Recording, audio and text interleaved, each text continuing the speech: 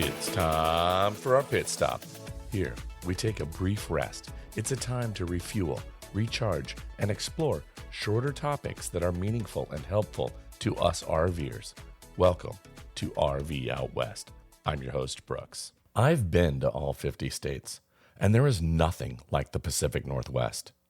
It's where the mountains meet the ocean. Both Washington State and Oregon and Idaho are recreational playgrounds, no matter what time of year that you visit. Unlike any other states outside of possibly Alaska, you can find an ocean and beaches, a rainforests with hot springs, high alpine lakes, snow-capped mountain ranges, an archipelago with multiple islands, a desert, rolling wheat fields of the Palouse, wine country, 4 national parks, the Olympic National Park, North Cascades National Park, Mount Rainier National Park, and Crater Lake National Park. The Pacific Northwest is a paradise with breathtaking beauty that surrounds you at just about everywhere you look. Sure, I might be a little biased. I was born here. My formative years have been spent traipsing around the diverse ecosystems. I did spend a decade away, and I have returned. This place will leave its mark on you, and you will have a yearning to see so much more of it. In my opinion, the Pacific Northwest gets a bad rap for weather. There's an old joke here in the Pacific Northwest that we don't tan, we rust. While the winter is usually dark, damp, and drizzly, the summers are simply amazing. The sun doesn't set until 10 or 10:30. The thermometer is between 75 and 95 degrees Fahrenheit. The absolute best time to visit is after Labor Day weekend through mid-October. But you may be pushing your luck then. The sun still shines, the weather is in the 70s, and the campgrounds are quiet as all the children have returned back to school. It's the perfect time to be camping. Outdoor recreation is the number one thing people like to do. If it involves being outside, the Pacific Northwest offers it. From rock climbing, epic hiking, mountaineering, mountain and gravel biking, paddling, trail running, kiteboarding, foiling, fishing, there's just so much to do. RVing here means you can create your own base camp for whatever adventure literally floats your boat.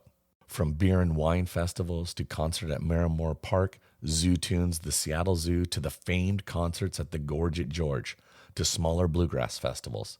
There is just something for everyone. Farmers markets in just about every town that honors local farmers and artisan craft people. Really, there's probably something going on just about every weekend. It shouldn't take you much research to find something that fits your fancy. For us locals, using an event as a destination is a great way to explore a different part of the state and to really take in something more regional and special to the places that we call home.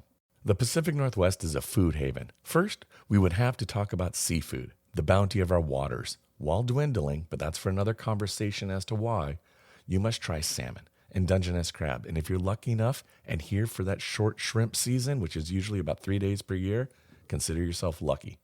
If you're a fish and chips kind of person, there are 3 places in this state that have set the barometer for me as for the absolute best fish and chips.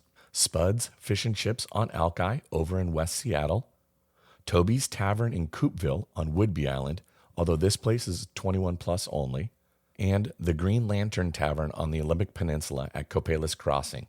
This place is all ages during the day, and then at night it turns to 21 plus. If seafood is not your jam, well, there's many, again, great farmers markets in cities and in the surrounding areas that you just can't go wrong. Our apples are the size of softballs. The Walla Walla Bings and the Rainier cherries, to name a few, of the great abundance of agriculture that we have is pretty amazing. Now, I'm hungry. The culture in Washington State is a mixing pot of ideology, opinions, and cultures. I've heard about the Seattle freeze. I've talked with friends who are transplants and moved here from other areas. They're in agreement that it's a thing. Personally, I don't understand it. We should all be welcoming, as the Pacific Northwest is really and truly a special place. Here's another story. I was sitting by the pool at the West Glacier KOA 2 summers ago. My kids were swimming, and I had found that the best intel about Glacier National Park is in the evenings by the pool as you chat with fellow RVers about what they did and what they saw. Once I told people that I was from the Seattle area, oh boy, People just felt the need to share with me how unsafe it is, how dirty it is. And when I asked them where they're from, most of them were not local and from like the Midwest or someplace even farther east. The PR that Seattle is getting is not great. Yes, it is a bit of a tent city, and I'm not going to get into why I think that might be the case. But what I wanted to point out is that by limiting your travels based on that one place, you are missing out on so much more. There is so much to see and do here in the Pacific Northwest besides visiting Seattle or its sister city of Portland. If you have concerns, then just don't go there. But don't let those places stop you from witnessing all the good that the Pacific Northwest has to offer. I'm proud that I'm from Washington State. Yes, I've lived here most of my life, but I did spend a decade away from here in my late 20s to early 30s, and I chose to return. Again, I've seen all 50 states, and again, I chose to return. There is something very magical about the Pacific Northwest, and it will get into your bones and into your soul. Washington State, Oregon, and Idaho may not be perfect, but no place really ever is. For those of us who call this place home, we know how wonderful it is. I encourage you all to be champions of the Pacific Northwest.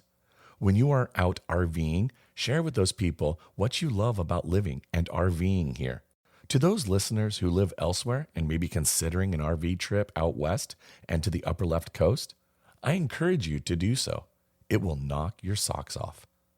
And seriously, if you ever need or would like to have some first-hand knowledge or beta about the area, please reach out to me at rv.out.west@gmail.com. I am always happy to share whatever info I can. I seriously hope you visit.